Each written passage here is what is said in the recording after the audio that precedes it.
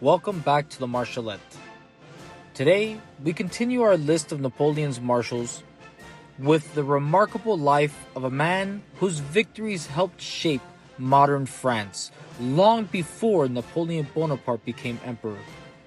Though often overshadowed by more flamboyant commanders, Jean-Baptiste Jourdan was one of the architects of the French Republic's military success, a victor at Fleurus, a marshal of the empire, and a statesman whose influence extended far beyond the battlefield.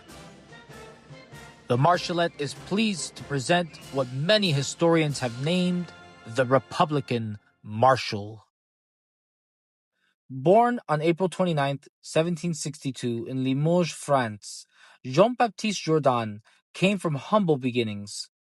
Orphaned at a young age, he was raised by relatives and initially pursued a career in trade. But military life soon beckoned. In 1778, he enlisted in the Royal French Army and even served with the French Expeditionary Forces during the American Revolutionary War, gaining valuable experience fighting alongside the Americans against Great Britain. After returning home, Jourdan left the army and resumed civilian life. Everything changed in 1789 with the outbreak of the French Revolution. As France descended into war against Europe's monarchies, Jourdan answered the nation's call once more. His natural leadership, courage under fire, and tactical skill earned him rapid promotion through the ranks of the revolutionary armies. By 1793, he had become commander of the Army of the North at one of the Republic's darkest moments. France faced invasion on multiple fronts, internal rebellion, and political chaos. Yet Jourdan repeatedly demonstrated his ability to organize exhausted troops and inspire confidence in desperate circumstances. His defining moment came on June 26, 1794, at the Battle of Fleurus in present-day Belgium. Commanding approximately 75,000 French soldiers against an Austrian-led coalition army, Jourdan secured one of the revolution's most decisive victories. Fleurus permanently drove coalition forces from the Austrian Netherlands, opening the way for French conquest of modern Belgium. The battle also marked history in another remarkable way. French forces employed one of the earliest military reconnaissance balloons, l'Entreprenant, allowing observers to monitor enemy movements from the air.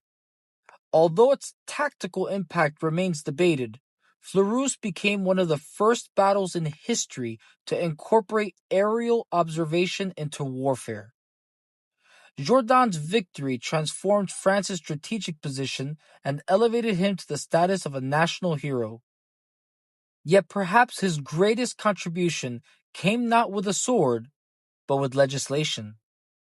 Serving in the Council of 500, Jourdan introduced what became known as the Jourdan Law of 1798.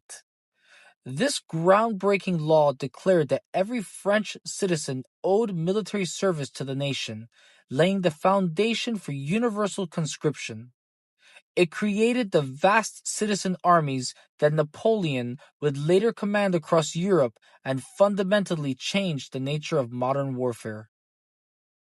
When Napoleon Bonaparte seized power in 1799, Jourdan remained loyal to France despite their often complicated relationship. While Napoleon admired Jourdan's integrity and experience, the two men frequently disagreed over military and political matters. Nevertheless, in 1804, Napoleon recognized Jourdan's service by naming him one of the original 18 marshals of the empire. Although he would never achieve the spectacular battlefield fame of Davout, Massena, or Laon during the Napoleonic Wars, Jourdan continued serving France in critical positions. He commanded forces during the 1805 campaign in Italy and later became Joseph Bonaparte's chief military advisor during the difficult Peninsular War in Spain. The Spanish campaign proved frustrating. Jourdan often urged caution and coordinated strategy, but political interference and Joseph's uncertain leadership limited his effectiveness. The crushing defeat at the Battle of Vittoria in 1813 effectively ended French rule in Spain and marked one of the empire's greatest disasters. Though illness had impaired Jourdan during the campaign, his reputation inevitably suffered alongside the defeat. Following Napoleon's first abdication in 1814, Jourdan accepted the Bourbon Restoration and continued serving France rather than any single regime. During the Hundred Days in 1815, he briefly returned to Napoleon's service before once again adapting to the restored monarchy after Waterloo. Unlike many of Napoleon's marshals, Jourdan successfully navigated France's turbulent political transitions. He served as governor of the Hôtel des Invalides and remained an influential public servant until his death in Paris on November 23, 1833, at the age of 71.